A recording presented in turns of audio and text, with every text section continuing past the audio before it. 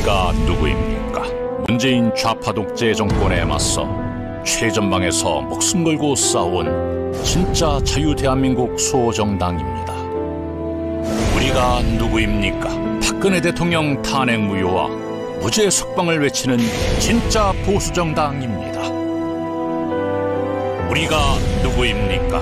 박근혜 대통령 탄핵에 맞서 지난 3년 동안 쉬지 않고 태극기를 들어온 진짜 투사입니다. 박근혜 대통령을 구해야 대한민국이 삽니다.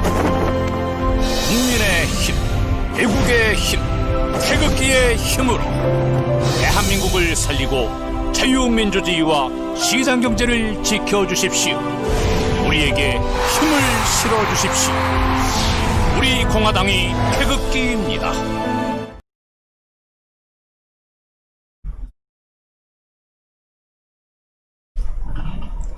예, 안녕하십니까 당원 동지 여러분. 오늘도 우리공화당 라이브를 시청해 주셔서 감사합니다.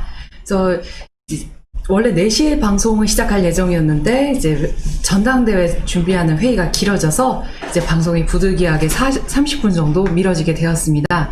항상 수고해 주시는 윤채윤 기자님께도 굉장히 감사를 드립니다. 그래서 오늘의 책은 박근혜 대통령님 자서전이에요.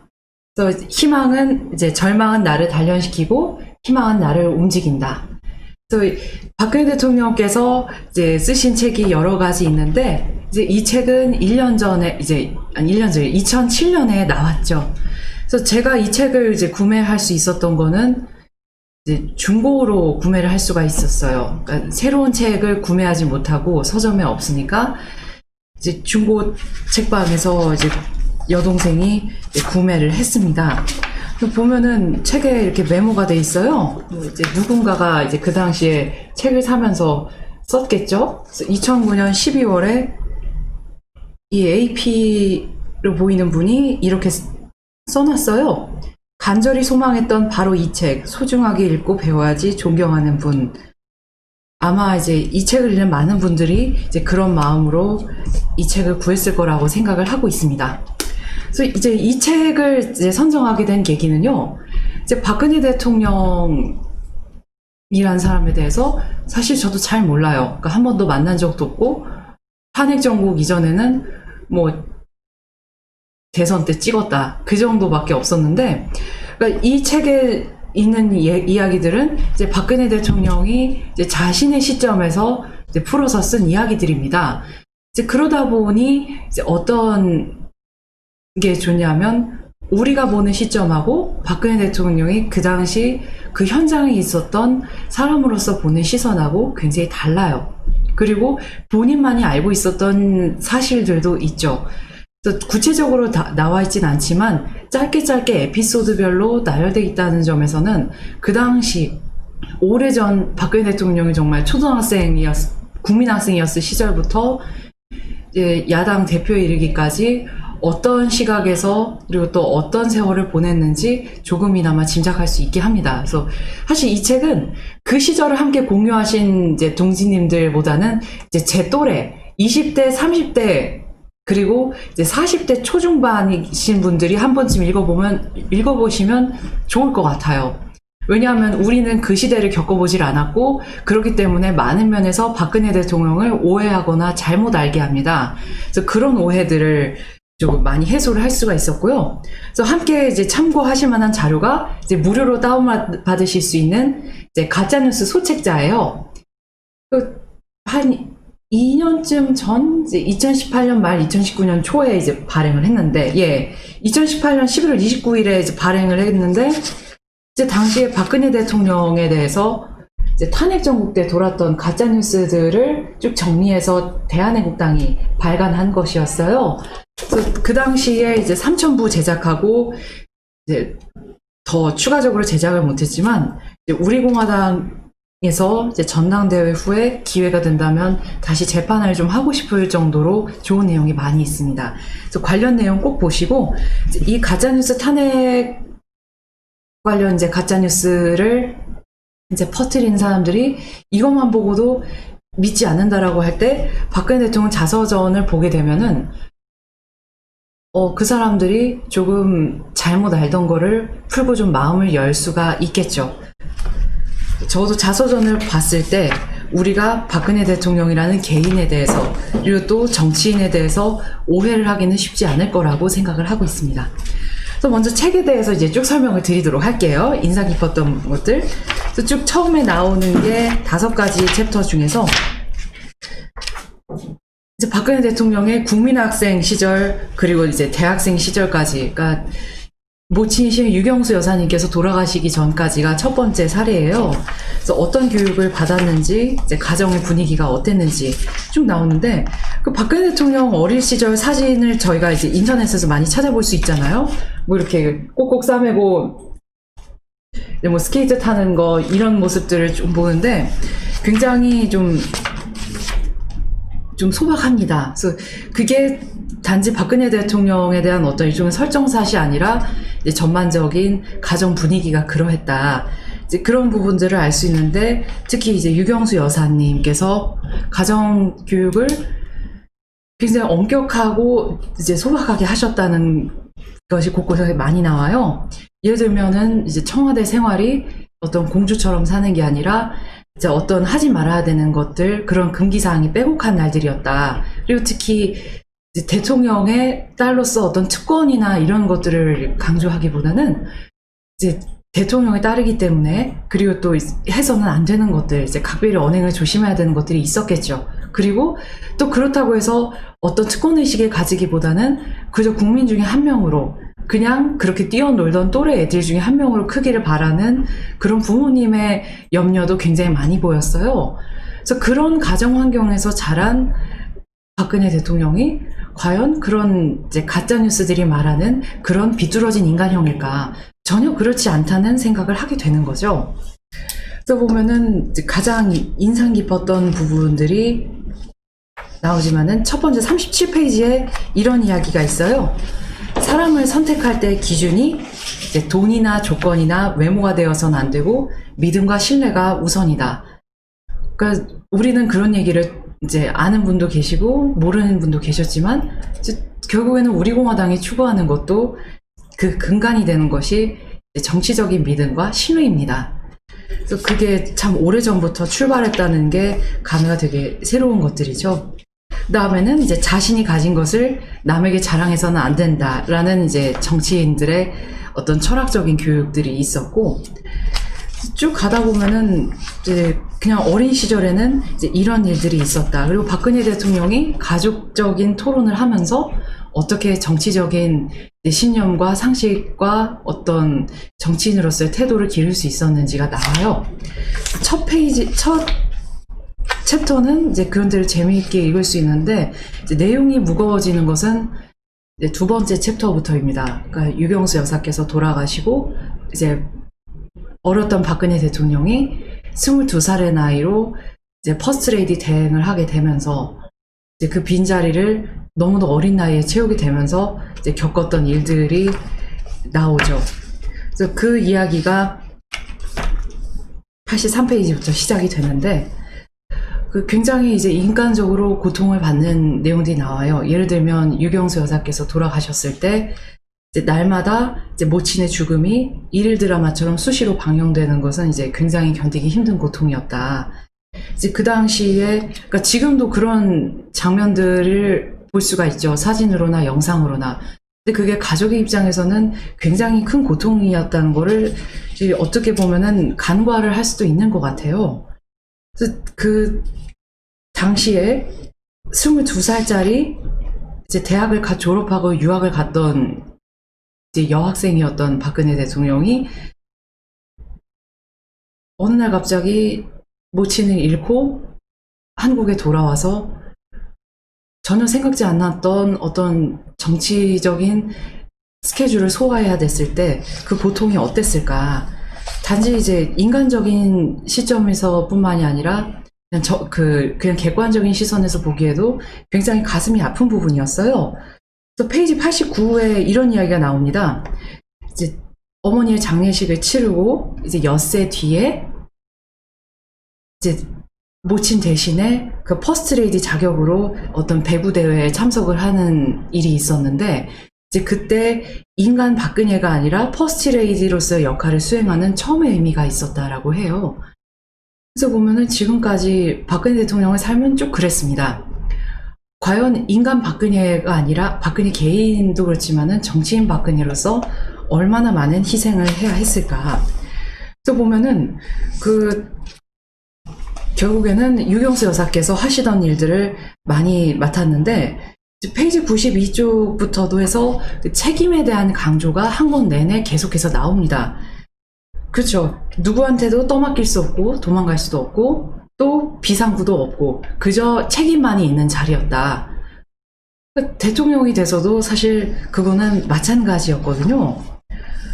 그런데 이제 이런 개인을 이제 수많은 가짜뉴스를 만들고 여론을 이제 조작해서 탄핵을 시킨 그 죄악이 얼마나 큰지는 솔직히 우리조차도 상상할 수가 없는 부분일지도 모릅니다. 결국엔 박근혜 대통령께서 겪은 일들은 우리는 비록 책으로 접하지만은 어디까지나 간접적인 정보거든요. 직접적으로 그 시간을 겪어온 사람의 그 감정과 충격과 여러 가지 어떤 삶에서 느끼는 점들 그리고 그로 인해서 얻은 가치는 우리가 함부로 평가를 하기가 어려울지도 모르겠습니다. 그래서 이제 개인적인 이제 가족사 이제 외할머니가 이제 불교였다는 점 이런 것들도 나오는데 이제 박정희 대통령에 대한 이야기가 이제 두 번째 챕터부터 자주 나와요. 그리고 보면 가장 중요하게 강조하셨던 게 국익이다. 지금 보면은 여러 가지 참 엉뚱한데 매몰된 정치적인 행태가 굉장히 많이 보이는데 결국에는 박정희 대통령이 했던 그 모든 일들이 국익과 연결이 됐다는 거였어요. 또 보면 페이지 105쪽 같은 경우에도 박정희 대통령의 어떤 집념이 하나 나오는 소개가 되는데 과학기술입니다. 단지 그때 이제 1960년대, 1970년대에 박정희 대통령이 이제 중공업을 발전시켰다, 새마을 운동을 했다, 이런저런 여러 가지 일들도 있지만 가장 훌륭한 업적 중에 하나는 과학기술에 대해서 굉장히 신경을 많이 쓰셨다는 거예요. 그때 남기셨다는 말씀이 이제 여기 105쪽에 나옵니다. 자원도 돈도 없는 우리나라가 먹고 살 길은 사람으로 하는 과학기술 연구밖에 없다. 그래서 이제 키스트를 설립을 했어요. 그 한국과학기술연구원이죠. 지금은 조금 이제 명칭이 바뀌었을 수도 있는데, 이제 그때 당시에는 이제 배운 과학자들, 특히 이제 대학 나오고 유학길에 오른 과학자들은 우리나라에 다시 돌아오기에는 좀 동기가 없었어요. 그냥 외국 나가면 거기서 영주권 아니면 이제 이중국적 따고 또 시민권 따고 거기서 계속 공부하면서 직업 구하고 또는 어떤 연구원이나 교수가 될 수도 있겠죠. 그러면은 굉장히 거기서 잘 살고 존중받고 안정적으로 살 수가 있는데 우리나라로 오면은 여긴 아무것도 없는 거예요. 연구원도 제대로 갖춰져 있지 않지, 이제 나라의 소득 수준은 굉장히 낮지, 어떤 그 불안 요소가 너무 많으니까 올 수가 없었는데 그 당시 박정희 대통령이 이제 그 전 세계에 있는 과학자들한테 대한민국으로 와줄 것을 애국심 하나에 기대서 호소했다는 이야기가 이제 많이 있습니다. 그 얘기가 나온 거예요. 이제 조국으로 돌아와 달라. 이제 그 정확한 이제 워딩은 좀 더 많이 있겠죠. 했더니 애국심 하나만으로 대한민국으로 와준 과학자가 그 당시 200명이나 됐었다고 해요. 그 200명에서 솔직히 우리나라의 어떤 한강의 기적이 그리고 지금까지 이어져 온 이제 과학기술에 굉장히 신경을 많이 쓴 대한민국의 역사가 시작이 된 거예요. 그래서 그때 이제 국방과학연구소도 만들었고 이제 후원이 이제 국가적으로 대대적으로 진행이 됐는데 여기서 굉장히 인상 깊은 게 있었어요. 연구원을 뽑을 때 연구소장이 이제 소신 있게 결정하게끔 외부 압력을 전부 근절하고 박정희 대통령이 그들을 보호해 준 거예요.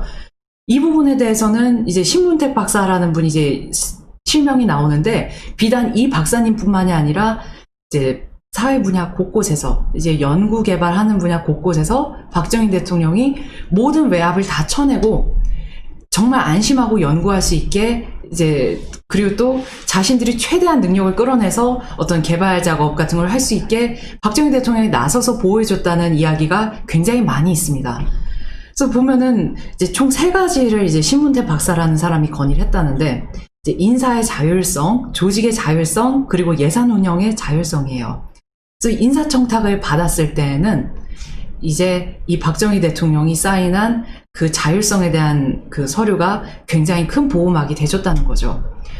또 보면 여기서 정치인의 소양이 하나 나오는데, 그 과학자에게는 조국이 있어요. 그래서 그 조국을 선택한 과학자들을 정치인들이 보호를 해줘야 됩니다. 근데 불행히도 제가 봤던 2000년대 초반부터의 지금도 굉장히 위험스러운 게, 정치인들이 과학자들을 어떤 정치적인 외압으로부터 보호를 해줘야 돼요. 지도자들이. 뭐 정치인이라고까지도 하지 않겠습니다. 국가의 지도자가 과학자들이 안심하고 국가에 대한 연구개발에 매진할 수 있도록 보호해줘야 되는데, 그게 그렇지 못하게 되니까 어떻게 되느냐면 정치적으로 라인을 타는 어떤 사변적인 과학자들, 그런 어떻게 보면 사이비라고 볼 수 있는 정치적인 학자나 연구원들이 더 득세를 하게 되어버리는 결과가 나왔습니다. 그래서 학계의 희생양이 된 학자도 있었어요. 그래서 저도 한 14년쯤 전에 봤어요. 15년인가? 그래서 그 학계에서 정치를 하지 못하고 노선을 타지 못하고 어떤 학내 정치에서 밀리면 그냥 인간 쓰레기가 되고 숙청이 되는 그런 일들이 있어 왔습니다. 그래서 더 이상은 그런 일이 없어야겠어요. 그래서 우리 공화당에서도 이제 국회의원이 배출되고 대통령이 배출된다면 이제 그분들이 우리나라의 또 새로운 도약을 위해서 이제 과학기술 분야에도 좀 견고한 방패가 되어주셨으면 하는 바람을 가지고 있습니다. 그래서 107페이지에 이런 이야기가 나오죠. 지도자란 어려운 길을 개척할 수 있어야 하고 자기 소신을 가져야 한다. 욕을 많이 먹더라도 이를 두려워해서는 안 되고 자신의 가야 할 길을 잃지 말아야 한다. 그래서 이 책에 따르면 박정희 대통령께서 박근혜 대통령께 하신 말씀이라고 합니다. 그래서 우리도 좀 이런 말씀을 마음 깊이 새겼으면 좋겠어요. 그래서 보면은 이제 책에 여러 가지 이제 박정희 대통령에 대한 일화가 나오는데, 지금 보면은 박정희 대통령에 대한 왜곡 시도가 굉장히 도를 넘어섰습니다. 뭐 예를 들면 뭐 시바스리가를 마시고 뭐 누구랑 뭐 어떻게 했고, 이런 온갖 중상모략, 이제 음액, 이제 카더라, 이제 사실이 아닌 썰들이 굉장히 많이 오르내리면서 그 이미지에 박정희는 진보로 시작했지만 보수로 타락했다라고 하면서 뭐 초심으로 돌아간 뭐 박정희의 뭐 공은 인정하지만 뭐 후반의 관은 냉정하게 평가해야 된다, 이런 식으로 호도를 합니다. 근데 그런 호도를 하는 것들이 이제 우리가 고개를 끄덕일 게 아니라 박정희 대통령과 박근혜 대통령이 몇십 년 전에 어떤 모습이었는지를 우리가 봐야만이 그런 왜곡 시도를 근절할 수 있다는 결론을 내리게 되는 것이에요. 그래서 보면은 이제 또 다른 선동이 이제 뭐 박정희 대통령이 뭐 반미를 했다, 이런 말도 안 되는 것들인데, 이제 120페이지에 이제 외교의 중요성과 함께 그 당시 주한미군 철수를 둘러싼 일화가 소개가 됩니다. 이제 1979년에 지미 카터라는 미국 대통령이 있었는데, 그 사람은 제가 알기로는 좌파라고 생각을 하고 있어요.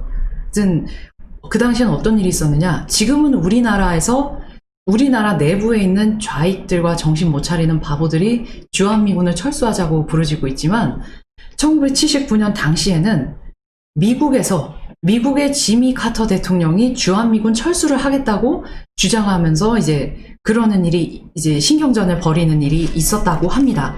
그러니까 이게 굉장히 충격적인 게, 저는 전교조 교육을 받고 자랐거든요. 국사교과서에서 안 다뤄요. 인터넷에 찾아보기 전까지는 몰랐어요.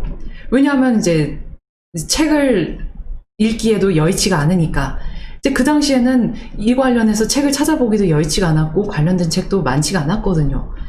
그러니까 저는 지미 카터라는 대통령이 있는지도 몰랐고, 그 당시에 이 지미 카터가 우리나라에 와서 주한미군을 철수하겠다고 요구한 일이 있었는지도 몰랐어요. 언제까지? 인터넷 검색을 할 수 있게 되기 전까지. 그러니까 이제 이 부분이 굉장히 자세하게 소개가 됩니다. 그래서 보면은 주한미군을 철수하겠다고 하는 구실이 뭐냐면, 그 우리나라 인권 문제를 제시한 거예요. 박정희 대통령한테 와서, 그러니까 뭐 이제 그 운동권 데모하던, 이제 박정희 아웃 외치면서 데모하던 그 사람들의 입김이 있었을 거라고 생각을 합니다. 근데 이제 그 당시 박정희 대통령은 주한미군이 그냥 한국뿐만이 아니라 이제 동아시아하고 세계 평화를 위해서 굉장히 중요한, 얼마나 중요한지를 강력하게 이제 주장을 했다고 나와 있어요. 적어도 그 당시에 27살이었던 박근혜 대통령이 옆에서 봤으니 사실이겠죠. 근데 이제 문제는 이 당시에 얼마나 사태가 심각했느냐 하면, 그 지미 카터가 국빈 예우 안 받겠다 하고 미 8분 영내에서 이제 숙박을 할 정도로 사이가 안 좋았다고 해요. 그래서 보면은 박정희 대통령이 뭐 반미를 했다, 뭐 이런 식의 호도를 하는 거는 명백히 거짓말입니다. 결국에는 우리는 한미동맹을 굉장히 신경 쓰고 있고, 그리고 또 주한미군이 대한민국에 있어야만이 우리의 체제를 보호할 수 있다는 거를 그 당시부터 굉장히 심각하게 알고 계셨던 분이었던 거예요. 지금 와서 뭐 언젠가 우리나라가 이제 강해진다면, 이제 강해지고 통일이 된다면은, 이제 자유민주주의 통일이 된다면은 그 다음에 또 일이 달라지겠지만, 지금으로서는 주한미군 철수 논의는 대단히 적절하지 않다. 그래서 보면은 외교에 대한 이야기가 125페이지에 나와요. 이제 이 땅에서 전쟁의 공포를 없애고 우리 민족의 중흥을 이루기 위해서는 외교를 잘하는 것이 정말 중요하다. 그리고 무엇보다 항상 국익을 최우선으로 생각해야 한다. 결국에는 주한미군 철수를 반대하는 것도 그냥 단순히 주한미군이 편리해서 뭐 이런 기술적인 문제가 아니라 우리나라의 국익을 최대화할 수 있는 길이 그것이라고 생각했기 때문에 그런 것이죠. 그러니까 예를 들어서 뭐 중국이 군대를 준다고 하니까 중국군을 우리나라에 주둔시키겠다, 뭐 공안을 주둔시키겠다, 얼마나 미친 발상인가요? 그거는 저는 미친 발상이라고 단언할 수 있어요. 왜냐하면 그것이 우리나라의 국익에 도움이 되지 않고 오히려 우리나라를 어떤 이제 자유민주주의 시장경제를 가진 자랑스러운 나라로서 어떤 국제사회의 우뚝 선 대한민국이란 나라를 유지하는데 굉장한 위협이 된다고 생각하기 때문입니다. 그래서 보면은 이제 또다시 박정희 대통령에 대한 그 오해가 하나 이제 있는데, 박정희 대통령이 계속해서 뭐 유신헌법을 만들어서 뭘 만들어서 영원히 종신 대통령을 하려고 했다는 식으로 호도를 하는 사람들이 있습니다. 그러니까 예를 들어서 박정희 대통령이 뭐 처음에 좋은 취지로 무슨 정권을 잡았지만 나중에 갈수록 점점 타락해서 뭐 정권을 잡는 데 혈안이 돼 있었다, 이 주장을 하는 사람들이 있어요.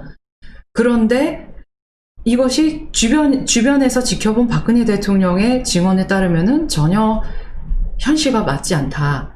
그러니까 가족끼리 한 얘기가 있을 거 아닙니까? 그래서 그 얘기가 이제 130페이지에 나오는데, 1970년대 중반부터 박정희 대통령이 이제 대통령직에서 서서히 물러날 생각을 하고 있었다. 그래서 보면은 뭐 차기 대통령에 누가 적합할지, 뭐 아니면은 이제 혼란 없는 정권 이양은 어떻게 하면 좋을지, 이제 이런 것들을 구체적으로 이제 준비를 하고 있었다는 이야기가 실려 있어요. 130페이지입니다.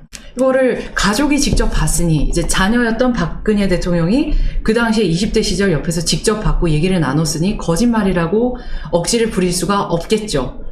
그래서 보면은 이런 이야기가 사실 없었던 게 아니에요. 박근혜 대통령만 주장한 게 아니었습니다. 예를 들면은 이제 그 당시에 같이 이제 산업화의 역군이었던 사람들의 이제 증언 내용도 있고, 또 뭐 픽션이라고 주장은 하는데, 뭐 이제 예를 들면 뭐 무궁화꽃이 피었습니다라는 소설도 있었죠. 거기서도 이제 박정희 대통령이 이제 조만간 물러날 거고 이제 은퇴해서 뭐 시골에서 뭐 이러저러한 삶을 살 것이다라고 이제 이야기를 했다는 대목이 짤막하게 나와 있어요. 근데 그러고 나서 이제 불의한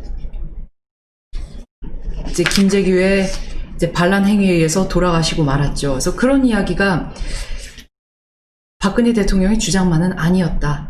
그래서 적어도 우리는 이런 박정희 타락론에 대해서, 그 박정희 대통령이 뭐 변질되었다는 이제 그런 주장에 대해서 당당히 맞서야 한다고 생각을 하고 있습니다. 예, 그때 카터 보고 땅콩이라고 했군요. 그래서 저는 이제 대학교 때 어떤 이제 보수우파인 교수님한테 이제 전쟁의 역사라는 수업을 들었어요. 그 교수님 성함을 제가 이제 전체를 잊어버렸는데 홍 씨였다는 건 기억이 나요. 그래서 전쟁의 역사라는 수업을 들었고 이제 그때 지미 카터에 대해서 잠깐 언급하시는 걸 들었는데 그분은 GM이 카터라고 부르더라고요. 이렇게 굉장히 신랄한 비판이었죠. 그래서 정말 좌파 정치인들은 자신들의 나라뿐만 아니라 다른 나라에 대해서도 굉장히 안 좋은 영향을 미칩니다. 왜 그런지는 모르겠어요.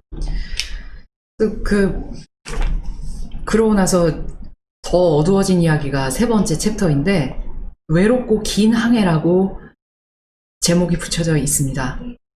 이때는 박근혜 대통령께서 박정희 대통령마저 여의고 이제 그러고 나서 살아야 했던 그 시간을 이제 담았어요. 그러니까 한간에서 박근혜 대통령이 뭐 잠적했다라든지 뭐 아니면 뭐 사회적인 생활을 하지 않고 은둔했다든지 이렇게 말하는 시간들이에요. 그러니까 박근혜 대통령 20대 후반부터 30대 이제 정치적으로 나서기 전의 시간들, 40대 초반까지 보면은 그 시간 동안에 박근혜 대통령이 뭐 은둔을 하거나 희귀코모리처럼 틀어박혀 있었다거나 하는 은둔의 시간은 결코 아니었어요. 오로지 박정희 대통령에 대한 사회에 그 왜곡하고자 하는 그런 시도에 대해서 맞서 싸우고 사회 활동을 하고 어떤 이제 집필을 하고 이런 굉장히 부지런한 사회인으로서 활동한 시간들이었다고 생각을 하고 있습니다. 저는 몰랐는데 이런 이야기 저는 몰랐는데 페이지 133쪽에 어린이회관 근하원 이제 얘기가 있어요. 저도 이거 보고 사실 알았어요. 그전엔 자세히 몰랐지만 그 박근혜 대통령이 그 어린이회관에 이사장을 한 때가 있었어요. 저기 저 광진구 어린이대공원하고 같이 붙어있는 어린이회관이라는 기와집으로 된 곳이 있습니다. 그래서 그쪽에 보면은 뭘 하는 데냐면 지금은 극장도 있고 뭐 어린이들 체험존도 있고 하지만 유치원이 있었어요. 지금도 있습니다. 그래서 거기서 여러 가지 조그만한 건물들이 있고 그 건물들에서 유치원생들이 교육을 받는데 제가 거기 나왔어요. 1994년, 95년 이제 한 1년 반 정도? 그 정도 다니고 이제 초등학교에 들어갔죠. 그 당시 있었던 이제 그 광진구에 있는 초등학교에. 근데 거기서 어떤 일이 있었냐면, 그러니까 제가 어릴 때 이제 교복 입고 이제 원복을 입고 어린이회관에 갔어요. 이제 유치원에. 그러면 어릴 때 기억에 그 어린이 유치원이 있는 건물에 들어가면 홀이 하나 있고 정문으로 들어가면 정면에 유경수 여사의 그 동상이 있었어요. 그러니까 그 당시엔 유경수 여사인지도 몰랐어요. 그 한복을 입은 갈색 이제 한복 입고 앉아 있는 어떤 나이 든 여자분의 갈색 동상이 굉장히 크게 중앙에 있었는데 제가 한 6살, 7살 때 봤을 때 그 동상은 굉장히 커 보였어요. 그리고 그 동상을 딱 처음에 보고 그 둘러싸이는 계단으로 쫑쫑쫑 올라가면서 보다 보면 위에서 그 아래로 그 동상을 내려다 볼 수가 있었죠. 그래서 어릴 때는 그 동상이 굉장히 크게 느껴졌는데 이제 굉장히 나이 들어서 이제 28, 29 이렇게 나이 먹어서 이제 대한애국당 우리공화당 활동하다가 생각이 나서 가보니까 그 동상이 굉장히 크지 않았던 거예요.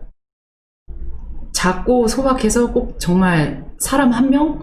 어떻게 보면은 진짜 앉아있는 사람보다도 더 작아 보였어요. 그런 기억이 있었습니다. 근데 그때 인상 깊었던 것 중에 또 하나는 근하원이라는 그 조그만한 곳에 데려가서 입학하는 유치원생들을 데려가서 거기서 예절 교육을 시켰어요. 그래서 다른 데는 다 이제 기억이 안 나지만 그 근하원이라는 데를 어린애들을 데리고 가서 이제 절하는 법이라든지 기본 예절들을 가르쳤던 거는 기억이 나요. 딴 건 다 까먹었는데. 근데 그거를 박근혜 대통령이 이제 그 당시 이사장일 때 지었다고 나와 있네요. 그래서 제가 그거는 되게 놀랐어요.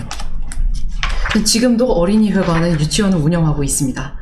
하여튼 간에 이제 세 번째 챕터 얘기를 마저 말씀을 드리면 박근혜 대통령이 이제 아버지인 박정희 대통령께서 돌아가시고 나서 얼마나 힘든 시간을 겪어야만 했는지가 이제 조금이나마 나옵니다.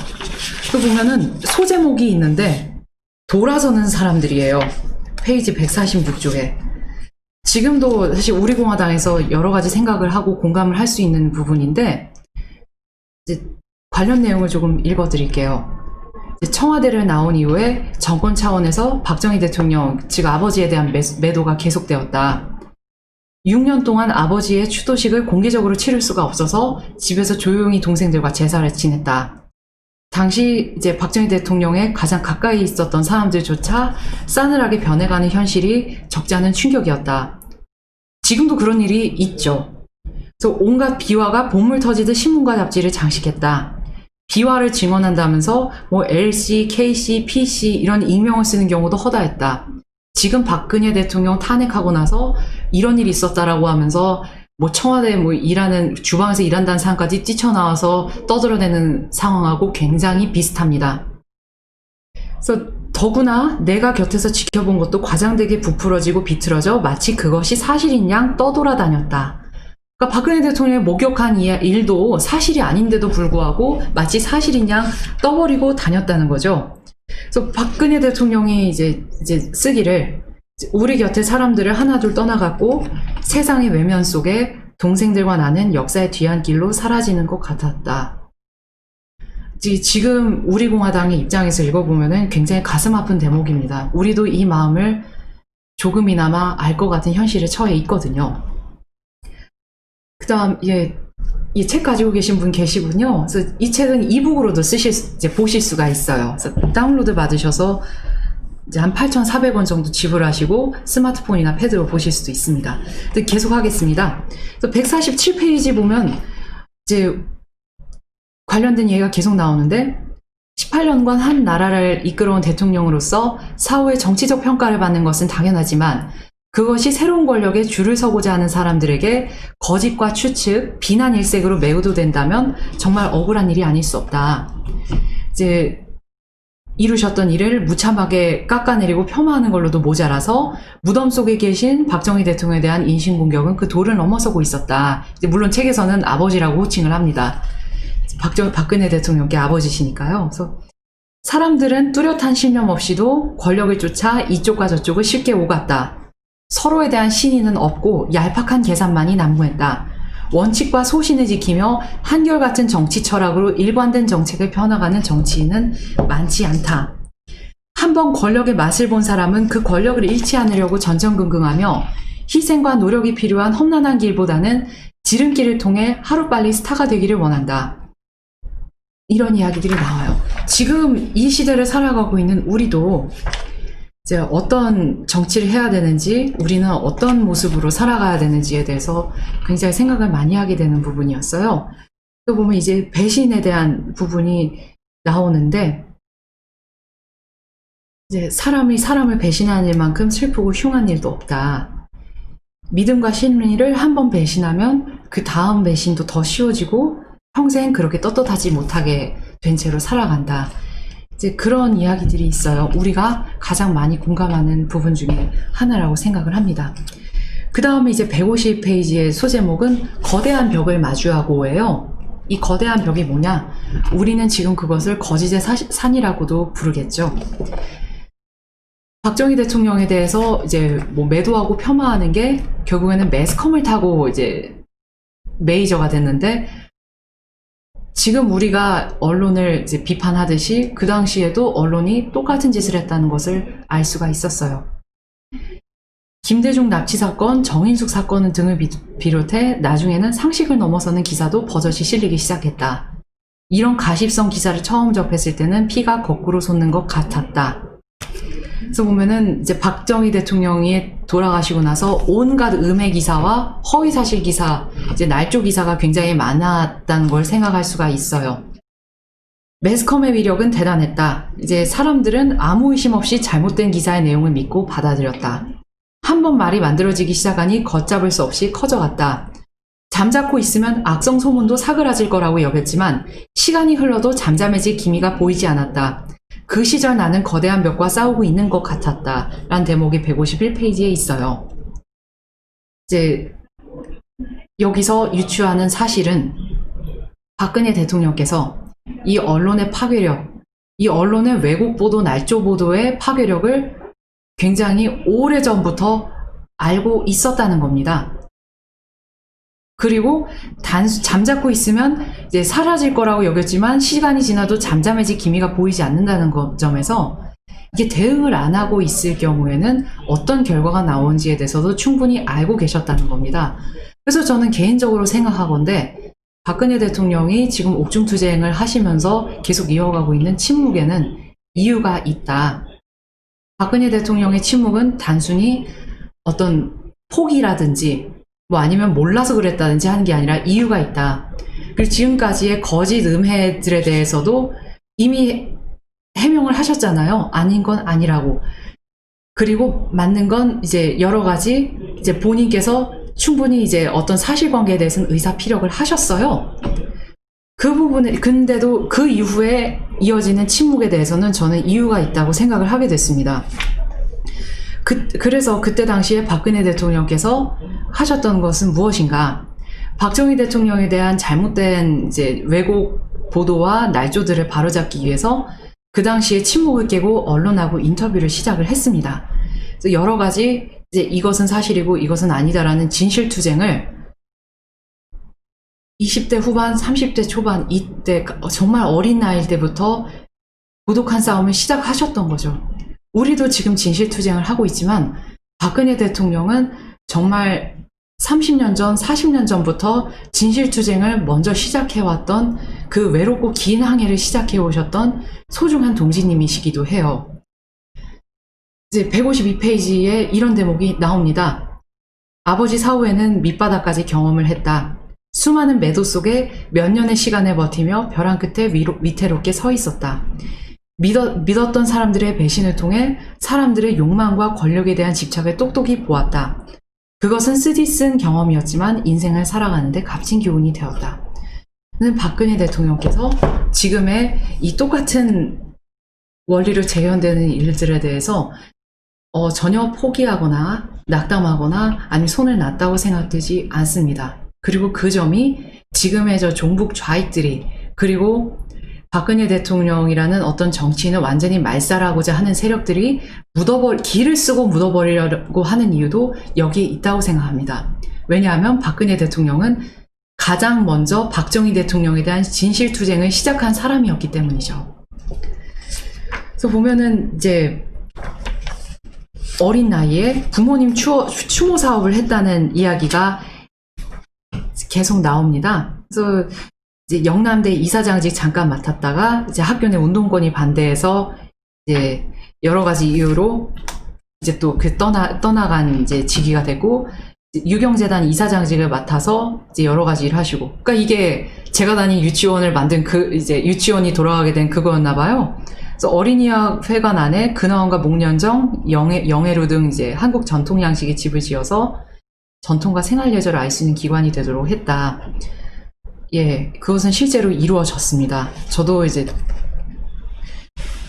약간의 최소한의 교양을 거기서 배울 수 있었던 것 같아요. 지금은 어떤지 모르겠지만 1994년, 95년엔 그랬습니다. 그래서 여러 가지 이제 소개가 돼요. 뭐 약간 시 같은 것도 나오고 그 다음에 박근혜 대통령 일기에 이제 이것저것 이제 과거의 경전을 필사해 놓은 것들에 대한 흔적도 볼 수 있고요. 박근혜 대통령이 굉장히 기록을 좀 중요시하는 분이었는데 그런 흔적이 곳곳에 나타납니다. 물론 저는 좀 약간 손발이 오그라든다고 생각하는데 이 박근혜 대통령, 박정희 대통령은 시랑 편지를 굉장히 좀 익숙하게 좀 생각하는 분이셨던 것 같아요. 박정희 대통령도 이제 말씀보다는 시하고 편지로 자신의 감정을 이제 가족들에 대해서 사랑을 표현했다는 이야기가 있죠. 그림도 잘 그리셨다고 합니다. 보면 이제 그렇게 젊은 시절을 보내고 40대에 이제 접어들면서 이제 여러 가지 나오는 얘기가 있는데 164페이지에 조금 가슴 아픈 대목이 있어요. 그러고 보니 내 인생에 그럴듯한 연애 한 번 없었다. 이게 사실일 겁니다. 그래서 보면 지금 박근혜 대통령에 대한 온갖 지저분한 음해들이 보면은 그 단순히 정치인에 대한 아니면 어떤 이제 개인에 대한 그 명예 뭐 이제 그런 것도 있지만 이게 그냥 단지 개인이라고 봤을 때 얼마나 가슴 아파요. 그 지금 우리 당에서 발행한 가짜뉴스 소책자에도 이제 이런 얘기가 있지만 어떻게 보면 사회인으로서 내내 살아온 박근혜 대통령에 대해서 얼마나 사실무근인 지저분한 가짜뉴스들을 퍼뜨렸는지 알면은 외면할 수 없는 진실이라고 저희는 생각을 하고 있습니다. 그러니까 예를 들면은 그 최순실이라는 단순 지인, 그냥 이제 어떤 개인적인 업무의 일부를 맡아보던 사람하고 엮어서 그렇게 이제 여론 조작을 한 거는 나중에 이제 진실을 밝혀야 될 뿐만이 아니라 관련자들을 전부 처벌해야 된다고 생각을 하고 있어요. 50년이 지나더라도 그것은 마찬가지입니다. 그리고 만약에 그 사람이 죽었다면 저는 그 사람에 대해서 진짜로 부관 잠시를 해야 된다고까지 생각을 하고 있습니다. 그래서 보면 이제 박근혜 대통령이 이제 그 책에다가 여러 가지 이제 이야기를 했지만 이제 본인이 이 시간 동안에 잠적했다라고 뭐 은둔했다라고 한 사람들에 대해서 그냥 좀 씁쓸하게 이제 기록한 부분이 한 3줄이 있어요. 예를 들면 그렇죠. 우리가 집회에 꼬박꼬박 나온다고 꼬박꼬박 나오지만 대부분 우리는 태극기를 든 국민의 한 사람으로서 참석을 합니다. 근데 누군가가 나를 집회장에서 보지 못했다고 해서 너 집회 안 나왔잖아 라고 하면은 우린 굉장히 상처를 받을 거예요. 그렇잖아요? 예를 들어서 저도 이제 태극기 들고 맨날 집회에 가 있어요. 근데 이제 연단에 없다고 최지민 씨 왜 집회 안 나왔어? 라고 하면 상처를 받을 거예요. 우리 모두는 대한민국 국민으로서 각자 자기 삶의 영역에서 살아가고 있는데 너 대한민국에 없었잖아 라고 하면은 슬플 거 아니에요? 직업활동 안 했다고 하면 슬프잖아요? 박근혜 대통령도 마찬가지였을 거라고 생각합니다. 그리고 마지막 이제 마지막은 아니지만 4번째 야당 대표 박근혜라는 챕터가 있어요. 이거는 박근혜 대통령이 이제 우리가 아는 사회의 영역, 그러니까 국회로 나오면서부터의 이야기를 담고 있어요. 그 당시에 박근혜 대통령은 이제 어떤 마음으로 정치에 입문을 했는가. 저 같은 경우에는 이제 제가 고등학교, 중학교 이때 이미 박근혜 대표, 국회의원 박근혜 이런 분이 TV에 나오니까 원래 정치한 줄 알았어요. 그래서 딱 그때 저뿐만이 아니라 제 또래 애들이 전부 한 생각이 에이 아버지가 대통령 했으니까 딸도 그냥 자동으로 국회의원 됐겠지? 그리고 야 어떻게 보면 세습 정치한다 막 이런 얘기까지도 나왔어요. 모르니까.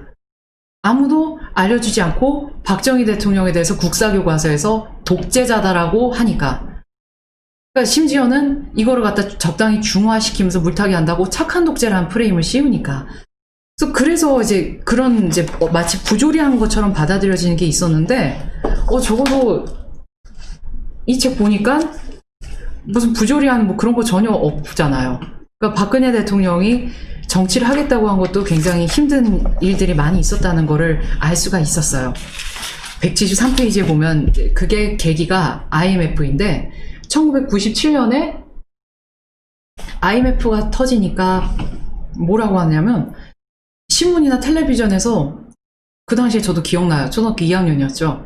전부 막 무슨 기업 회장 누구를 욕하고 난리가 난 거예요. 무슨 모그룹 회장이 뭘 어쨌다더라, 모그룹 사장이 뭘 어쨌다더라, 당장 기업인들을 갖다가 두들겨 패고 조리돌림을 하는 일들이 왕왕 있었어요. 그런데 이제 이 부분에 대해서 박근혜 대통령의 당시 생각은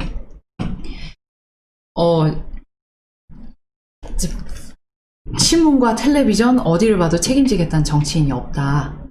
그 나라가 왜 이 꼴이 됐는지에 대해서 이제 경제인을 탓하고 이제 심지어는 이미 18년 전에 그러니까 1979년, 80년 요때 돌아가신 박정희 대통령을 탓하는 소리만 들려왔다는 거죠. 생각해보니까 저도 그때 그런 뉴스 봤던 이제 게 기억이 나는 것 같아요. TV에서 뉴스인지 아니면 토론인지 모르겠지만 이제 집에서도 거의 이제 IMF 때문에 초상집 분위기니까 TV를 틀어놓고 그걸 어린 마음이지 그냥 봤는데 뭐 박정희 어쩌고 뭐 이러니까 그냥 그런갑다 하는 거죠.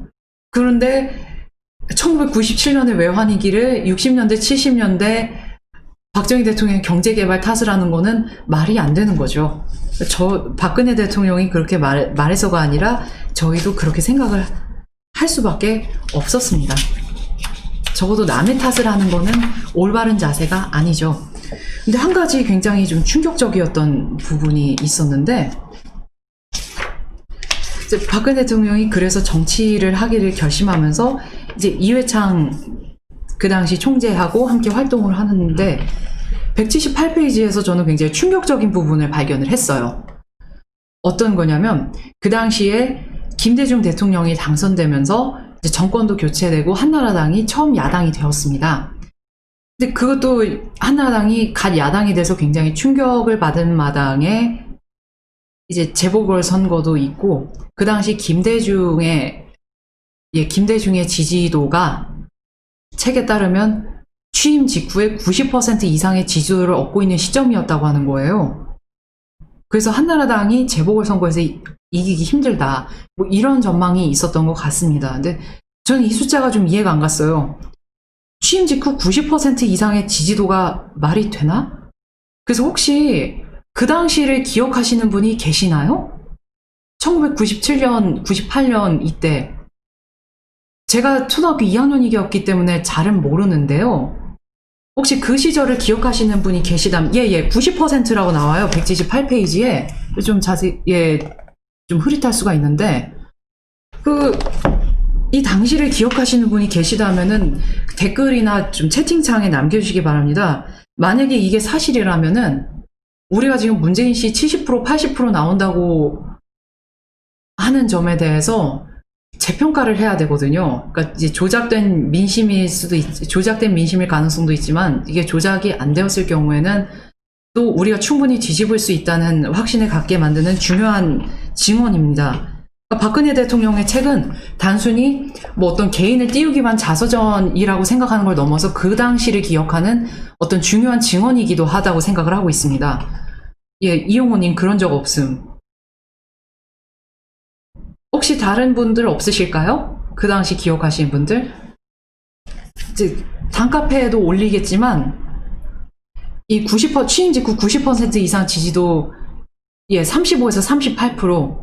이 부분에 대해서 좀 조사가 필요할 것 같아요. 90%라는 거는 무슨 공산당 북한도 아니고 굉장히 놀라운 수치입니다.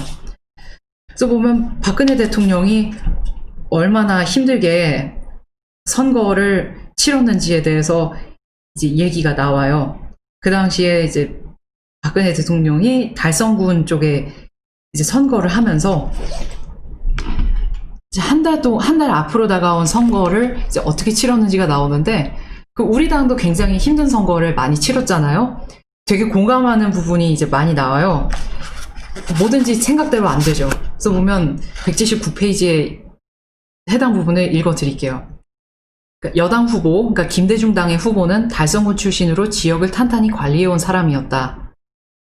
자금과 조직력이 풍부할 뿐만 아니라 정부 여당, 그러니까 김대중 당의 대대적인 지원을 받고 있었던 거죠. 그리고 이제 하여튼 박근혜 대통령께 불리한 상황이었다고 이제 써져 있어요. 그래서 보면은 전입신고도 하시고 여러 가지 준비하는데 처음부터 난관에 부딪혔다. 참모들조차 달성에 어떤 동네가 있는지 파악도 못한 상황. 설상가상으로 사퇴한 전임 한나라당 국회의원도 개인 사정으로 아무런 도움 못 줌. 한나라당 당원 명부도 인수인계 못 받음. 한나라당 달성군 지부장 사무실이었던 곳이 하루아침에 상대 후보 선거 사무실 돼버림. 우리에게 당원 명부 주기로 한 사람이 아예 컴퓨터 들고 사라짐. 당장 사용할 사무실조차 없음. 이게 박근혜 대통령이 첫 선거 치르면서 겪었던 일이라는 거예요. 지금 우리 당 후보님들도 굉장히 힘든 선거를 치른 분들이 많이 계세요. 심지어 도와주신 동지님들도 굉장히 힘드셨죠. 근데 이 얘기를 박근혜 대통령이 이제 겪었던 걸 보고 굉장히 좀 위안을 받았어요. 그래서 보면은 그 당시에 사무실을 어찌됐든 구해서 컴퓨터랑 복사기 한 대씩 들여놓고 그 당시 선거운동에 투입된 사람이 딸랑 세 사람. 그래서 그 당시에 돈말이 넥타이 맨 사람은 다 이제 김대중 당 쪽이다. 이제 뭐 그런 얘기도 있었던 것 같아요. 김영삼 때였나요? 예. 전라도라면 90% 나올 겁니다. 뭐, 97%도 나올 수 있겠죠. 근데, 김영삼 취임초, 요것도 조금 저희도 알아봐야 될 것 같아요. 그래서 보면은, 이제 박근혜 대통령의 정치 철학은 그때부터 지금까지 한결같았어요. 나라 일을 하겠다고 선거에 나간 사람이 이제 돈으로 표를 사는 건 이제 유권자에 대한 모독이다. 이제 그러면서 자금에 대한 얘기도 나오는데, 이제 누가 선거 자금이 얼마나 있습니까? 라고 했더니 박근혜 대통령이 없습니다라고 답변을 했다는 거예요. 그래서 이제 최소한 비용은 있어야지 이제 운동원들 밥은 먹이지 않겠냐 했더니 이제 당에서 최소한 지원은 있지만은 이제 모아둔 재산도 없고 뭐 그렇다고 유권자들한테 돈 뿌릴 수도 없고 이런 상황이었지만 이제 박근혜 후보한테 이제 돈이 이제 선거 자금이 여의치 않다고 하니까 도와주는 분들이 속속이 오셨다는 거예요. 이 모습이 우리 당에서도 재현이 되고 있죠. 그래서 사실 이게 굉장히 가슴 아픈 부분이지만 또 그만큼 또 저희에게는 또 위안이 되는 부분이기도 했습니다. 박근혜 대통령께서 우리 당의 고난과 고충을 모르시지 않을 거예요. 오히려 너무 잘 아실 거예요. 왜냐하면 1990년대 후반에 이미 겪었던 일이기 때문에 이제 하지만 이제 그 당시에는 이제 신문 기사가 이제 좀 나갔지만 지금은 어떤 신문이나 언론의 도움을 못 받는다는 것도 조금 이제 좀 다른 점이긴 합니다. 그래서 보면 그 당시에 박근혜 대통령이 만보기로 하루 10만 보 나올 정도로 걸었다고 합니다. 그래서 이제 저희는 좀 더 많이 걸어야 될 것 같아요. 그래서 그런 점들을 또 새삼 반성을 합니다. 그래서 보면 또 이제 박근혜 대통령이 이제 당선되고 나서 또 여러 가지 나오는데 저는 박근혜 대통령이 당내에서 주류일 거라고 생각을 했어요. 근데 주류라기보다는 박근혜 대통령은 비주류의 길을 앞장서서 걸어가던 사람이었어요. 그거를 이제 처음에 이제 186페이지, 7페이지에서 바로 볼 수가 있었는데 전당대회. 예, 지금 우리 당도 전당대회를 앞두고 있지만 이 전당대회 때 박근혜 대통령이 이제 어떤 논리에 이제 부딪혔는지 나오는데 그 당시에도 후보단이라 가지고 박근혜 대통령을 괴롭혔어요. 예를 들면 이제 첫 번째 이제 박근혜 대통령이 여성인데 여성 몫의 지명직 부총재가 될 수 있는데 왜 굳이 선출직 경선에 나가느냐. 그러면서 이제 여성 몫으로 만들어 놓은 거 있으니까 이제 박근혜 후보를 찍지 말라. 어차피 안 찍어줘도 자동으로 여성 몫 지명직 되니까 찍지 말라라고 하고 말하고 돌아다니는 사람들이 있고요. 그 다음에 또 두 번째로는 이제 표 분산되니까 대구 후보 둘 되면은 표 분산되니까 대구 한 명, 경북 한 명 후보 단일화해서 그래서 경선해갖고 둘 다 당선을 시키자. 후보 단일화 하자. 그 두 가지 논리를 가지고 박근혜 대통령을 계속 이제 괴롭혔겠죠. 그래서 이 부분에 대해서 박근혜 대통령이 굉장히 비판적이었어요. 그래서 이 여성 몫의 쿼터 이제 할당제, 여성 할당제에 대해서 이제 박근혜 대통령이 굉장히 비판적이라는 거를 이제 이 책을 보면서 느꼈어요. 그거죠. 여성 몫을 우대하려는 그 여성 몫의 자리가 오히려 선거에서 여성 후보한테 장애물이 된다는 거죠. 왜냐하면 어차피 여성 몫의 지명직 후보 자리 쿼터가 있으니까 굳이 너 거기 안 나가도 당선되니까 너 말고 딴 사람 찍을 거야 이런 식으로 진짜 그 자격 있는 여성 후보에게 갈 표가 다른 후보에게로 빠져나가 버린다는 거죠. 그래서 이 제도로 여성 후보들이 제대로 표를 받지 못한다. 이제 이 부분을 그때 벌써 이제 지적을 하셨어요. 그래서 저도 그 부분에는 좀 생각이 같은 것 같습니다. 같습니다. 같은 것 같습니다는 없죠. 그 다음에는 이제 190페이지부터 또 우리가 이제 여러 가지 공감할 수 있는 이야기들이 나오는데 이북도 절판되었나요? 뭔가 그러면 이 책에 대해서 좀 명대사를 쳐서 올리든지 좀 공유할 수 있는 방법을 좀 찾아보겠습니다. 그러니까 저작권을 위반하지 않는 범위 내에서요. 그래서 보면 이제 박근혜 대통령이 당에서 내내 이제 개혁파였고 비주류로 분류될 정도로 이제 강경했다는 거를 확인할 수 있는 부분들이었어요. 이제 부총재로 선출이 되긴 됐는데, 이제 그 다음에 계속해서 추진했던 게 정치개혁하고 정당개혁이었다는 거죠. 이것은 우리 공화당도 계속 추구하고 있는 부분이에요. 그런데 여러 가지, 이제 그 당시에는 총재가 좀 굉장히 많은 권한을 행사했던 것 같습니다. 그래서 저는 그때 이제 정당에 대해서 아예 몰랐으니까 알 수 없지만, 지금 우리 당은 당대표 체제인데, 이전에는 많이 달랐던 것 같아요. 그래서 정당개혁이야말로 이제 정치개혁의 핵심이고, 이제 이 잘못된 정당 시스템이나 이제 정치 문화를 바꿔야만 정치도 바로 선다는 그런 철학을 박근혜 대통령은 그 당시부터 갖고 있었습니다. 그래서 이런 주장을 계속 하다 보니까 이제 박근혜 대통령이 그 당시에 이제 부총재일 때 당내 분란을 일으킨다는 소리도 듣고 왕따도 되고 뭐 그랬대요. 그래서 근데도 계속 당이 바뀌어야 된다고 계속 얘기하니까 당 내에서 비주류로 분류가 되었다고 합니다. 전 박근혜 대통령이 당내 주류인 줄 알았는데 첫 시작은 비주류로 출발을 했다는 거였어요. 그래서 우리 공화당도 비록 힘들지만은 정말 비주류의 비주류로 시작을 하지만 우리 공화당에 계신 당원 여러분께서는 자부심을 가지셔야 됩니다. 우리가 비주류라서 영원히 안 된다는 게 아니라 박근혜 대통령이 이미 박정희 대통령께서 돌아가신 이후 정말 힘든 암흑의 시간을 거쳐서 정치를 하고도 오랫동안 비주류의 길을 걸으면서 개혁에 앞장섰듯이 우리도 박근혜 대통령이 이미 앞장서서 걸었던 그 길을 한 10여 년 차이로 다시 걸어가는 거예요. 우리가 처음 걸어가는 게 아닙니다. 박근혜 대통령이 이미 그 길을 걸어가서 저 앞에서 기다리고 있어요. 우리도 그 길을 따라서 걸어가다 보면 함께 만나게 될 것이라고 생각하고 있습니다. 제 생각은 그래요. 그래서 보면 지금 이제 우리의 가슴을 치게 만드는 정말 짜증나는 말들을 그때도 반대파들이 박근혜 대통령한테 계속했습니다. 뭐 대선을 앞두고 당이 일사불란하게 움직여야 되는데 이러면 안 된다. 정권을 교체를 위해서 지금은 똘똘 뭉쳐야 된다. 이런 얘기를 지도부에서 계속 이렇게 쫌니다. 우리 당은 이제 하여튼 여러 가지 지도부는 아니겠지만 이제 당 내에서도 그렇지만 당 외에서도 계속 그러잖아요. 뭐 뭉쳐라. 뭐 일사불란하게 움직여야 되는데 이런 식으로 나오면 곤란하다. 이런 것들. 그 당시 뉴스에서도 막 많이 나옵니다. 심지어 막 원희룡 지금 도지사가 그 당시에 박근혜 대통령한테 막 비판하고 해서 엄청나게 시니컬하고 신랄하게 말다툼한 이제 논쟁한 것들이 기사로 다 보도가 된 자료들이 2004년, 2005년에 있어요. 지금 우리 당은 굉장히 온건하고 조용한 편입니다. 그러니까 논쟁이라는 게 더 격렬하고 더 불이 붙어야 될 수도 있습니다. 그래야만 해결이 되는 사태도 있어요. 그래서 보면 그 당시에 박근혜 대통령이 이제 제왕적 총재를 없애겠다, 이제 당을 이제 정당에 대해서 어떤 공당으로서의 기틀을 잡아나가는 와중에서 탈당도 하셨더라고요.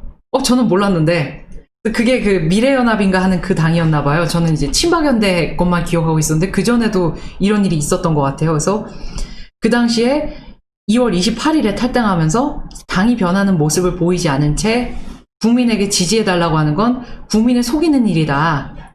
그렇게 말하면서 한번 탈당을 했었던 이야기가 있어요. 저는 몰랐어요.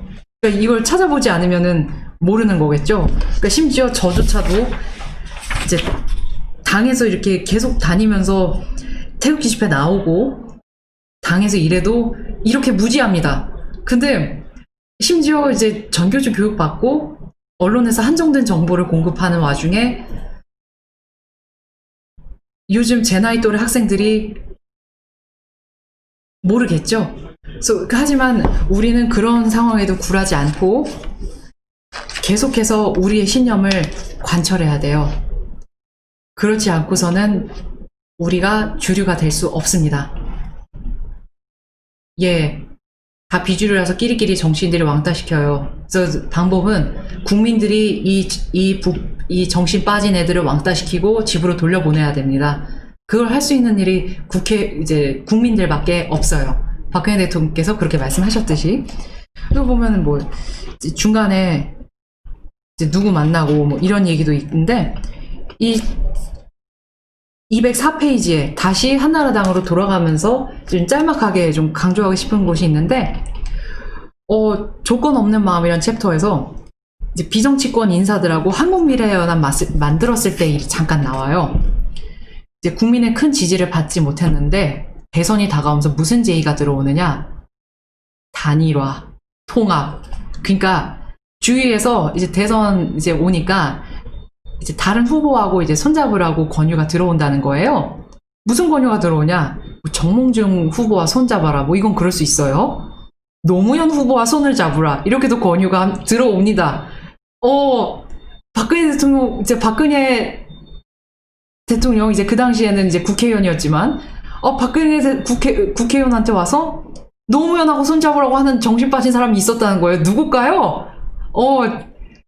이런 분도 아직 정치권 계시다면 집으로 가셔야 될 것 같은데. 그래서 보면, 이제 이런 얘기가 나와요. 나는 결국 그렇게 할 수가 없었다. 정당은 이념과 노선이 같은 사람끼리 해야 하는데 노무현 후보와는 이념과 노선 국가관이 달랐다. 다른 정도를 넘어서 완전히 저는 노무현의 이념과 국가관은 틀리다고 개인적으로 생각을 합니다. 그래서 이제 어찌어찌해서 박근혜 대통령의 정당 개혁안을 한나라당이 받아들이면서 다시 이제 한나라당으로 복귀를 해서 이제 정당 개혁에 이제 시동을 건 거죠. 물론 이제 한나라당 대선에서 이회창 후보가 다시 낙선을 하고 정계 은퇴를 하는 그런 슬픈 일이 있었습니다. 이때 노무현이 당선이 된 거죠. 존칭 안 붙인다고 뭐라고 하지 말아주세요. 이제는 저는 별로 존칭이 나오지 않습니다. 그 사람들에게요. 그래서 보면은 이제 천막당사 열고 이제 밑바닥까지 떨어진 한나라당을 끌어올리는 박근혜 대통령 이제 이야기가 이제 쭉 나와요. 이제 한나라당 명패 젊은 당원들하고 지고 가고, 이제 그 다음에 이제 천막당사 그 열악한 데서 이제 업무 보면서 이제 국민들한테 그 실망이 다시 기대와 희망으로 바뀌게끔 각고의 노력을 한 역사가 이제 있어요. 천막당사 기념관도 있었다고 하는데 저는 천막당사도 못 봤고 이제 그 당시 천막당사도 못 봤고 천막당사 기념관도 못 봤어요. 혹시 지금 이 한나라당의 천막당사 기념관이 어떻게 되었는지 아시는 분 있으면은 혹시 코멘트 남겨주시면 감사하겠습니다. 예, 참 더 이상은 이제 그런 일이 없어야 할 텐데 이 천막당사 기념관이 지금도 갈 수 있다면은 참 좋을 텐데 아쉬운 부분이 있어요. 예, 김윤숙님께서 이제 중요한 코멘트를 남겨주셨어요. 그래서 노무현이 박근혜 대통령 연정하자고 쫓아다녔습니다. 대통령 되고서도 그래서 참 나쁜 대통령이라고 말이 나옵니다. 예, 그래서 이 부분에 대해서 제가 마지막으로 소개 드리려고 합니다. 중간에 이제 정당 개혁하고 정당 민주화한 것들이 이제 쭉 나오는데 이 노무현 연정에 대해서 이제 그 후반부에 나와요. 노무현이 얼마나 이상한 사람이었는지. 권력은 국민이 부여하는 것이라는 255페이지에 얘기가 나오는데 제가 봐도 노무현은 이 얘기 보고 나니까 더더욱 이상한 사람이었습니다. 뭐냐, 2005년 6월 24일 노무현이 여권 핵심 11인 회의라는 데 참석하고 나서 처음으로 연정이라는 말을 했나 봐요. 그러니까 지금 우리 당도 지금 연정이라는 말에 굉장히 날카로운 게 이게 결국에는 내각제로 연결이 되거든요. 그리고 이 내각제가 박근혜 대통령 탄핵한 놈들한테 연유가 된단 말이에요. 예, 김대중 추종 세력은 저도 우파가 아니라고 생각합니다. 본인들은 자유주의자라고 낚시하는데 저는 그것도 아니라고 생각해요.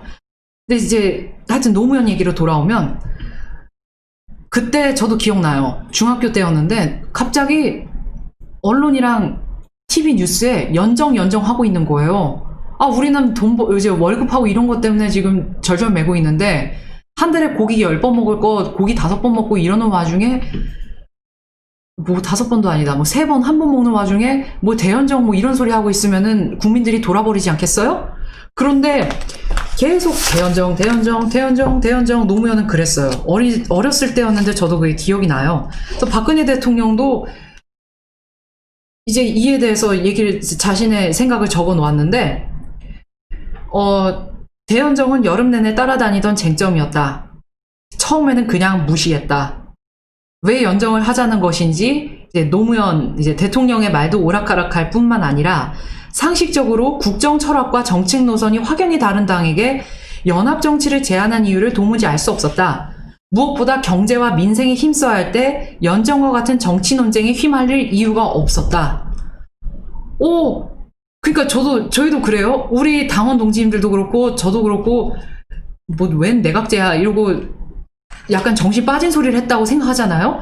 박근혜 대통령도 같은 생각이었던 거예요. 그러니까 이게 우리가 정치를 몰라서 연정의 중요성을 몰라서 그런 생각을 한 게 아니라 노무현이 갑자기 이상한 소리 한 거였어요. 적어도 제가 생각하기에는 그래요. 지금 보면은 이제 노무현이 박근혜 대통령 이제 박근혜 의원을 불러서 이제 그 당시에 뭐라고 했느냐면 뭐 여러 가지 회유를 했던 것 같아요. 그래서 보면은 초당적인 내각 구성을 언급하기도 하고 또 중대선거구제를 도입하는 선거법 개정으로 지역구도를 해소하자고 하기도 하고 이게 보니까 결론은 선거구제 개편이었던 거예요. 명분은 보수진보 화합시킨다. 이제 호남과 영남을 화합시킨다. 지역 감정을 없앤다. 근데 이거는 구실이고 결국에는 그거를 구실로 명분으로 삼아서 내각제하고 우리가 남이가 뭐 으따 우리가 다 형제랑 깨요. 뭐 이런 식으로 끼리끼리 헤쳐먹는 뭔가를 구축하려고 했던 게 아닌가라는 합리적인 의심을 국민 입장에서 할 수밖에 없어요. 그래서 보면은 이제 국민은 먹고 사는 문제로 너무나 어려운데 정치권 뉴스라고는 대연정밖에 없다. 예, 박근혜 대통령은 적어도 그 당시에 우리랑 굉장히 비슷한 문제의식을 갖고 있었던 것 같아요. 그리고 9월 7일 오후 2시에 청와대에서 이제 노무현이 박근혜 대통령하고 같이 대담을 합니다. 이제 정책실장, 뭐 비서실장 이런 사람들 여럿이 있었겠죠? 근데 이제 노무현은 솔직하게 하면서도 집요했다는 얘기가 나와요. 때로는 좀 듣기 거북한 거친 표현을 구사했는데 기싸움에서 이기려는 의도된 표현처럼 보였다. 예, 어땠을지 예, 충분히 생각이 돼요. 이제 입으로는 얘기하지 않겠습니다. 그래서 박근혜 대통령은 그 당시에 야당 대표로서 이제 민생 문제는 항상 협조해 왔다. 이제 그렇게 강조하면서 이제 뭐 일자리 규제, 작은 정부, 뭐 부동산, 뭐 핵 문제, 한미 공조, 교육 이런 문제를 쭉 얘기했겠죠. 그래서 여기 얘기했다고 나오고 그런데 어떤 주제가 나와도 노무현 대통령의 관심은 오로지 대연정이었다. 어떤 주제든 대연정으로 끌고 가서 초당적 내각을 말하고 지역구도 해소를 위한 선거법 개정을 말했다. 이 내각제 귀신이 2020년까지 활개를 치고 있으니 얼마나 지겹습니까? 그래서 보면은 그러면서 노무현이 물귀신 작전이 나오는데 박근혜 의원한테 한번 맡아서 해보라라는 말을 되풀이했다는 거예요. 그래서 박근혜 대통령이 이제 여기에다 일침을 놓은 게 있어요. 이 말을 우리도 마음속에 새기고 내각제 주장하는 헛소리꾼들, 정신 빠진 분들한테 이 말을 그대로 전달해 주는 게 우리의 사명일 것 같습니다. 권력이란 국민이 부여하는 것입니다. 어느 누구도 권력을 나눈다고 할 수 없습니다. 말할 수 없습니다. 권력을 국민으로부터 부여받은 만큼 아무리 힘들어도 끝까지 책임을 져야 하는 것입니다. 여소야대 일 때 힘들다고 하시는데 총선 후에는 여대 야소였지 않습니까? 대통령께서 경제에 전념하셔서 선거로 국민의 표심을 얻어야 합니다. 민심, 국민의 뜻이 중요하다는 점을 아셨으면 좋겠습니다. 한나라당은 민생 문제에 관한 한 100% 지지하고 협조해 왔습니다. 민생 관련 법안을 통과시키지 않은 경우는 단 한 건도 없습니다. 지금 이 자리에서 분명히 대연정에 대한 입장을 말씀드리겠습니다. 말씀을 거두어 주십시오. 그리고 더 이상 대연정을 말씀하시지 않기 바랍니다. 그랬더니 노무현의 반응은 임기 중단 이런 헛소리였습니다. 노무현 시대를 빨리 끝내는 게 어떨까라고도 생각해봤다 이러면서요. 그러니까 이제 박근혜 대통령이 이제 이 대통령의 자리에 대해서 또 이제 조언을 남겼지만 노무현은 듣지 않았죠. 그리고 지금도 노무현의 망령이 2020년까지 살아서 국민들을 고통에 빠뜨리고 있다고 저는 생각합니다. 명예훼손도 아니라고 생각해요. 여러 가지 이제 또 그러면서 사학법 투쟁이라든지 이제 우리가 익히 아는 사건들도 나오고 또 박근혜 대통령을 왕이모라고 부르는 아이들에 대해서도 나와요. 한나라당 당사 내에 이제 어린이집 설립이 됐었던 것 같아요. 저는 몰랐는데 이것도 박근혜 대통령 이제 그 당시에 국회의원 하던 시절 추진하는 거였다고 하고 그 어린이집은 신나는 어린이집이었다고 합니다. 그래서 그 아이들이 이제 박근혜 의원을 이제 왕이모라고 불렀다고 해요.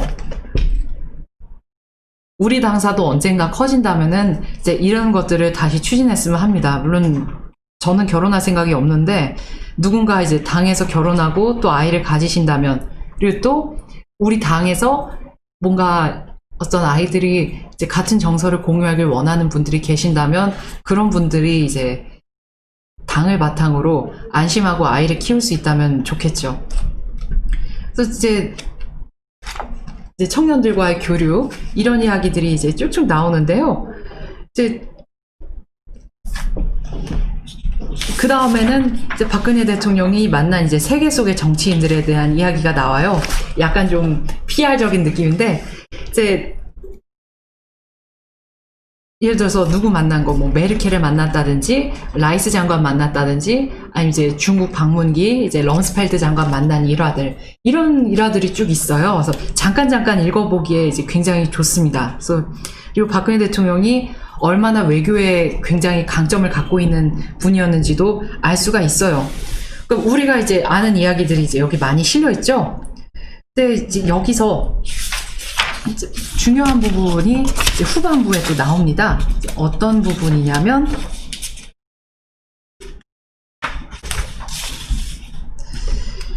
마지막 이제 굉장히 중요한 부분인데 해외 동포분들하고 만났을 때 이야기가 나와요. 이제 박근혜 대통령이 이제 세계 이제 외국에 나가면 방문 첫날에는 항상 이제 가장 먼저 만나는 게 그 우리나라 동포분들이었다는 거예요. 그래서 보면은 이제 독일 이제 파독 광부나 간호사분들도 계셨고, 이제 특히 일본의 이제 일제강점기 때 이제 교포들이 이제 그쪽에서 많이 살고 계시죠. 그래서 일본 교포들도 사실 많은 차별을 받았어요. 그 제일 동포들이죠. 그러니까 저도 어릴 때 일본에 살았지만은 유치원이나 이런 데 암암리에 차별을 받은 게 있어요. 없을 수가 없어요. 그래서 그런데 그러다 보니까 어린 마음에도 제가 이제 5살 때까지 거기 살았죠. 그러니까 어린 마음에도 드는 생각이 뭐냐면 우리나라 가서 살고 싶다라는 생각이 항상 있는 거예요, 마음속에. 또 보면 어릴 때도 이제 저는 기억을 못하지만 한국으로 왔다가 다시 일본으로 돌아간다고 하면은 갑자기 없던 병이 생기고 막 안 간다고 울고불고 떼쓰고, 그러니까 뭐 1살, 2살, 3살 뭐 요런 때도 그랬다는 거예요. 그래서 어린아이들도 아는 거죠. 우리나라가 없으면, 그리고 우리나라 사람들이 다른 나라 가서 살면은 적어도 우리나라에서처럼 마음 편하게 살기가 어렵다는 것. 그리고 우리나라가 정말 잘 살아야만 외국에서도 우리나라 사람들이 떳떳하고 당당하게 좀 더 편하게 살 수 있다는 거. 그거를 이제 무의식적으로 다 알게 되는 거예요. 그래서 박근혜 대통령이 항상 이제 마지막에 남긴 이야기가 대한민국이 이제 가난하고 어려울 때 이제 조국을 위해서 희생한 동포들, 이제 뿔뿔이 흩어져 있는 그 동포들의 소중함, 그 소중함을 강조하는 부분이에요. 그리고 또 한 가지, 외국에 나가 있는 교민들이 그 한국말을 잊지 않도록 하는 게 이제 나라에서 먼저 나서서 해야 되는 일이라, 지금은 교포 2세, 3세쯤 되면은 우리나라 말을 모르는 경우도 굉장히 많이 나타나고 있어요. 근데 그분들이 우리나라 말을 잊고 그냥 그 나라 사람이 되어버린다면은 얼마나 슬픈 일이겠어요. 그래서 항상 그분들이 이 뿌리가 대한민국에 있다는 것을 정말 자랑스럽게 여기게끔 우리가 많이 노력을 해야 된다고 생각합니다. 그리고 이제 마지막 에필로그, 이제 이 책을 소개하는 이제 마지막 파트인데,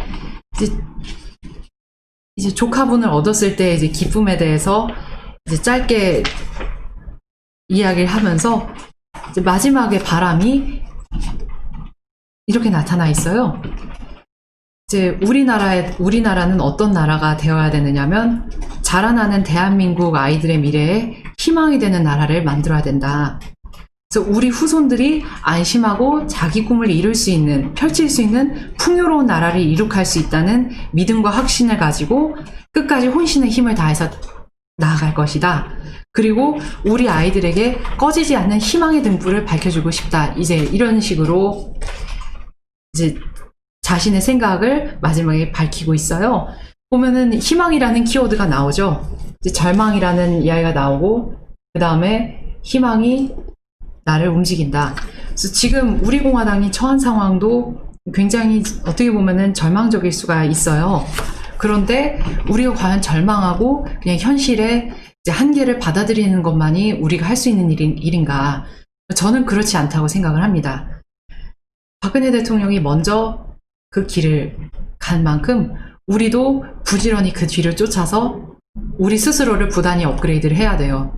그러니까 비주류라는 이름이기 때문에 주류에 편승할까 하고 우리 색을 바꾸는 게 아니라, 현실과 타협을 하는 게 아니라 우리 자신의 신념에 소신을 가지고 아무리 힘들더라도 그 길을 갈 때만이 우리는 언젠가 주류로 변신할 기회를 얻고, 그리고 그 길에 어딘가에서 박근혜 대통령과 함께 뜻을 함께하고 같이 갈 수 있지 않나, 저는 개인적으로 그렇게 생각을 하고 있습니다. 항상 희망이라는 걸 잊지 마시고, 마지막에 이런 이야기가 있어요. 저는 겉표지를 벗길 생각을 못했다가 최근에 이제 벗겼는데, 이 책은 나의 과거이자 현재이며 미래에 대한 약속이다 라는 이제 구절이 있어요. 금색으로 되어 있어서 잘 안 보일 수 있지만 내용이 그렇습니다. 근데 이게 무슨 내용이냐면 결국엔 보수파의 가치예요. 우리의 신념은 과거이자 현재이고 미래에 대한 약속입니다. 그 과거는 손절하고 미래로 나아가자는 분들하고 우리는 근본적으로 다릅니다. 예, 이상으로 방송을 마치겠습니다. 그래서 꼭 이제 이 책을 한번 읽어보시고 명대사라고 생각되는 부분들은 단카페에 이제 타이핑을 해서 올려놓겠습니다. 그리고 가짜뉴스 소책자는 비록 대한애국당 명의로 되어 있지만 한번 다운받아서 읽어보시고 관련된 내용 많이 알려주시고요. 이제 조만간 전당대회 끝나고 나서 우리공화당 명의로 업그레이드된 소책자를 다시 발간할 수 있을지 좀 많이 이제 당 내에서 추진할 수 있도록 노력하겠습니다. 이상 방송을 들어주셔서 감사드립니다. 다음 주 혹은 다다음 주에 찾아뵙겠습니다.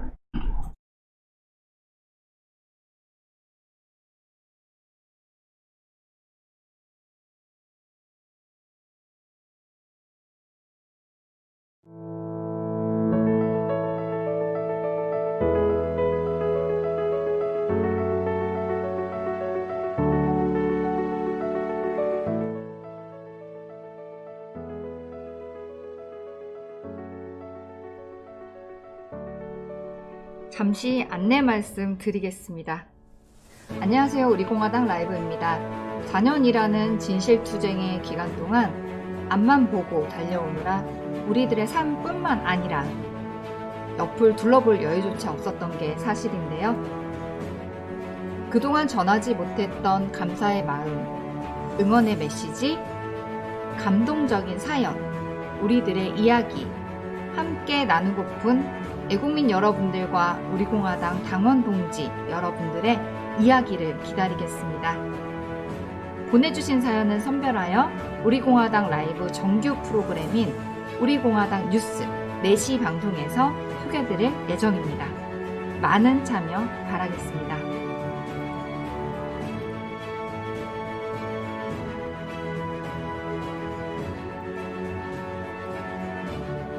보내주실 곳은 주소 서울특별시 영등포구 국회대로 640 준빌딩 5층 우리공화당 라이브 담당자 앞으로 보내주시면 되시고요.